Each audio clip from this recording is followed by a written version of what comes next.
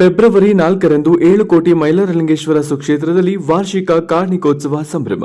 50 ಲಕ್ಷಕ್ಕೂ ಹೆಚ್ಚಿನ ಭಕ್ತಾದಿಗಳು ಭಾಗವಹಿಸುವ ನಿರೀಕ್ಷೆ. ಜಾತ್ರಾ ಯಶಸ್ಸಿಗೆ ಭರದ ಸಿದ್ಧತೆ. ಶ್ರೀ ವೆಂಕಟಪ್ಪಯ್ಯ ಒಡೆಯರ್ ಗುರೂಜಿ. ವಿಜಯನಗರ ಜಿಲ್ಲೆಯ ಉಪ್ಪಿನಹಡಗಲಿ ತಾಲೂಕಿನ 7 ಕೋಟಿ ಶ್ರೀ ಮೈಲಾರಲಿಂಗೇಶ್ವರ ಸುಕ್ಷೇತ್ರದಲ್ಲಿ ಫೆಬ್ರವರಿ 4ರಂದು ಮೈಲಾರ ಜಾತ್ರೆಯ ಕಾರ್ಣಿಕೋತ್ಸವ ಸಮಾರಂಭವು ನಡೆಯಲಿದೆ ಎಂದು ಮೈಲಾರ ಸುಕ್ಷೇತ್ರದ ಸಿಂಹಾಸನಾಧಿಪತಿ ಗುರುಪಾರಂಪರ್ಯ ಗುರುಪೀಠದ ಆಧ್ಯಾತ್ಮಿಕ ಗುರುಜಿಗಳಾದ ಧರ್ಮಕರ್ತ ಪರಮ ಪೂಜ್ಯ ಜಗದ್ಗುರು ಶ್ರೀ ಶ್ರೀ ವೆಂಕಟಪ್ಪಯ್ಯ ಒಡೆಯರ್ ಮಹಾಸ್ವಾಮಿಗಳು ತಿಳಿಸಿದ್ದಾರೆ. ಅವರು ಮೈಲಾರ ಜಾತ್ರೆ ಹಾಗೂ ಫೆಬ್ರವರಿ 4ರಂದು ನಡೆಯಲಿರುವ ಕಾರ್ಣಿಕೋತ್ಸವ ಸಮಾರಂಭದ ಸಿದ್ಧತೆಗಳನ್ನು ಕುರಿತು ಪತ್ರಕರ್ತರೊಂದಿಗೆ ಮಾತನಾಡಿದರು. ಫೆಬ್ರವರಿ 4ರಂದು 7 ಕೋಟಿ ಮೈಲಾರ ಸುಕ್ಷೇತ್ರದಲ್ಲಿ ನಡೆಯಲಿರುವ ವಾರ್ಷಿಕ ಕಾರ್ಣಿಕೋತ್ಸವ ಸಮಾರಂಭದಲ್ಲಿ ಸುಮಾರು 50 ಲಕ್ಷಕ್ಕೂ ಹೆಚ್ಚಿನ ಭಕ್ತಾದಿಗಳು ನಾಡಿನ ವಿವಿಧ ಭಾಗಗಳಿಂದ ಆಗಮಿಸಲಿದ್ದು, ಜಾತ್ರೆಯ ಯಶಸ್ಸಿಗಾಗಿ ಎಲ್ಲ ಸಿದ್ಧತೆಗಳನ್ನು ಕೈಗೊಳ್ಳಲಾಗುತ್ತಿದೆ ಎಂದು ತಿಳಿಸಿದರು. ಬೇಡಿ ಬಂದ ಭಕ್ತಾದಿಗಳ ಕೋರಿಕೆಗಳು ಹಾಗೂ ಅಭಿಷೇಕಗಳನ್ನು ಈಡೇರಿಸಿ ಕರುಣಿಸುತ್ತಿರುವ ಮೈಲಾರಲಿಂಗೇಶ್ವರ ಸ್ವಾಮಿಯ ಕೃಪಾಶೀರ್ವಾದವು ಈ ಬಾರಿ ವಿಶೇಷವಾಗಿದ್ದು, ಕಾಲಕಾಲಕ್ಕೆ ಮಳೆಯಾಗಿ ಉತ್ತಮ ಬೆಳೆಯಾಗಿ ಲೋಕದಲ್ಲಿ ಶಾಂತಿ ಸಮೃದ್ಧಿ ನೆಲೆಸಲಿದೆ ಎಂದು ತಿಳಿಸಿದ ಗುರುಗಳು, ರಾಜ್ಯ ರಾಜಕಾರಣದಲ್ಲಿ ಮಹತ್ವದ ಬದಲಾವಣೆಗಳಾಗಲಿವೆ ಎಂದು ಹೇಳಿದರು. ಇದೇ ಸಂದರ್ಭದಲ್ಲಿ ಮಂಡ್ಯ ಜಿಲ್ಲೆಯ ಕೃಷ್ಣರಾಜಪೇಟೆ ತಾಲೂಕಿನಿಂದ 7 ಕೋಟಿ ಮೈಲಾರಲಿಂಗೇಶ್ವರ ಸುಕ್ಷೇತ್ರಕ್ಕೆ ಆಗಮಿಸಿದ್ದ ದಾನಿಗಳು ಹಾಗೂ ಸಮಾಜ ಸೇವಕರಾದ ಶ್ರೀಮತಿ ಶ್ರೀ ಪರಿಮಳ ನಾಗರಾಜ ಶೆಟ್ಟಿ ಕುಟುಂಬ ವರ್ಗದವರು ಹಾಗೂ ಉದ್ಯಮಿಗಳು ಮತ್ತು ಶ್ರೀ ಚೌಡೇಶ್ವರಿ ಅಮ್ಮನವರ ದೇವಾಲಯದ ವ್ಯವಸ್ಥಾಪಕ ಸಮಿತಿಯ ಅಧ್ಯಕ್ಷರಾದ KHR ಚಂದ್ರಶೇಖರ್ ಸೇರಿದಂತೆ ನೂರಾರು ಭಕ್ತಾದಿಗಳು ಮೈಲಾರ ಸುಕ್ಷೇತ್ರದಲ್ಲಿನ ಜಾತ್ರಾ ಸಿದ್ಧತೆಗಳನ್ನು ವೀಕ್ಷಿಸಿ ಮೈಲಾರಲಿಂಗೇಶ್ವರ ಸ್ವಾಮಿಯ ದರ್ಶನವನ್ನು ಪಡೆದು ಪುನೀತರಾದರು.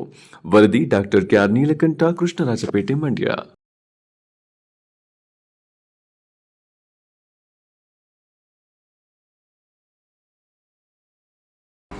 ಓಂ ಶ್ರೀ ಮೈಲಾರಲಿಂಗೇಶ್ವರಾಯ ನಮಃ.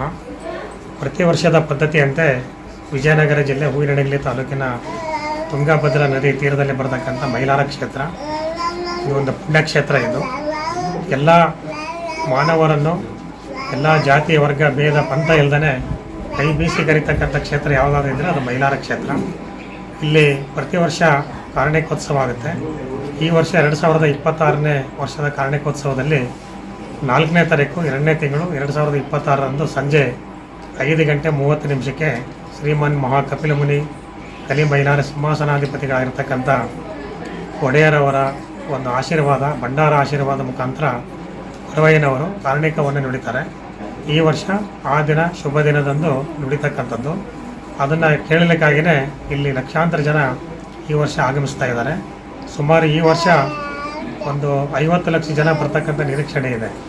ಆ ಎಲ್ಲ ಭಕ್ತಾದಿಗಳಿಗೂ ಕೂಡ ಅವರ ಒಂದು ಸಂಪ್ರದಾಯ ರೂಢಿಯಂತೆ ಈ ಮೈಲಾರಲಿಂಗೇಶ್ವರನಿಗೆ ಸೇವೆಯನ್ನು ಸಲ್ಲಿಸಿ ಮೈಲಾರಲಿಂಗೇಶ್ವರನ ಗುರುಗಳ ಆಶೀರ್ವಾದ ಭಂಡಾರವನ್ನು ಪಡ್ಕೊಂಡು ಪುನೀತರಾಗಿ ಅವರ ತನುಮನಧನ ಸಹಾಯವನ್ನು ಅರ್ಪಿಸಿ ದೇವರ ದರ್ಶನವನ್ನು ಪಡ್ಕೊಂಡು ಎಲ್ಲರೂ ಒಂದು ವಾರ ಕಾಲ ಇಲ್ಲಿ ಇದ್ದು ಅವರ ಪುಣ್ಯ ಸೇವೆಯನ್ನು ಮಾಡಿಕೊಂಡು ಹೋಗ್ತಕ್ಕಂಥ ಒಂದು ಪುಣ್ಯ ಜಾತ್ರೆ ಇದು.